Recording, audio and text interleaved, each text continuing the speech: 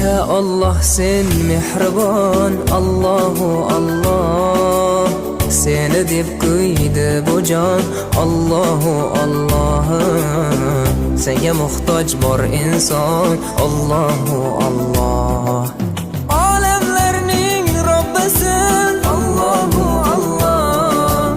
Mu'minlarning panohi, Allahu Allah. Yuragimning sultoni, Allahu Allah. Hidayat ayla bizga, Allahu Allah. Panoh bo'l yurtimizga, Allahu Allah.